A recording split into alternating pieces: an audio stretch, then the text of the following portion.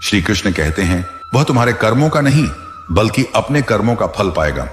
इसलिए क्रोध में प्रतिक्रिया देने के बजाय मौन को अपना कवच बनाओ। इस उपदेश को समझने के लिए सबसे पहले यह जानना जरूरी है कि कर्म का नियम कभी किसी से पक्षपात नहीं करता।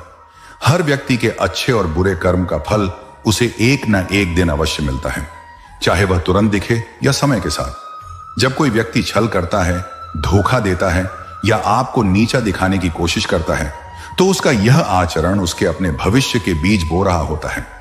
यह बीज जैसे हैं वैसा ही फल उन्हें मिलेगा। अगर बीज में जर है तो पेड़ से अमृत नहीं निकलेगा।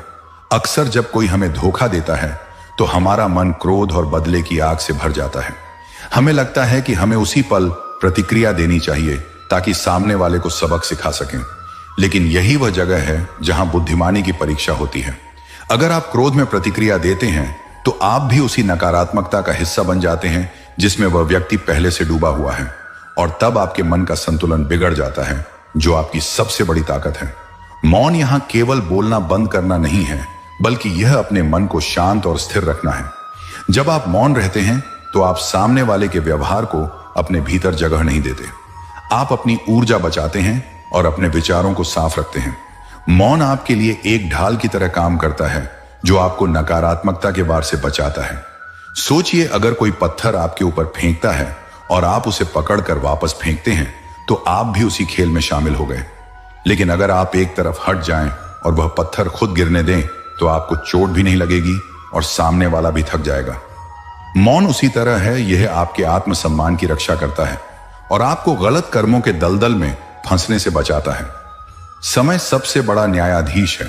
जिसने छल किया है वह चाहे कुछ समय तक सफल दिखे, लेकिन उसके कर्मों का असर उसके जीवन में जरूर आएगा। उस वक्त आप बिना कुछ किए सिर्फ अपने सत्य और धैर्य के सहारे देखेंगे कि कैसे उसके कर्मों का परिणाम उसे मिलता है, और यह देखना आपको और भी मजबूत बना देगा। इसलिए जब कोई आपके साथ छल करे तो अपने मन को शांत रखकर सोएं। यह मेरे कर्मों का नहीं बल्कि उसके कर्मों का परिणाम है जो एक दिन लौटकर उसी के पास जाएगा। इस सोच के साथ जब आप मौन को अपना कवच बनाते हैं तो आप न केवल अपने को सुरक्षित रखते हैं बल्कि अपनी गरिमा और आत्मबल को भी और ऊंचा उठाते हैं। श्री कृष्ण कहते हैं, जब समय कठिन हो तब अपने मन को गीता के ज्ञान में स्थिर करो। जैसे तूफान में नाव को लंगर बचाता है, वैसे ही ज्ञान कठिनाई में आत्मा को डूबने से बचाता है।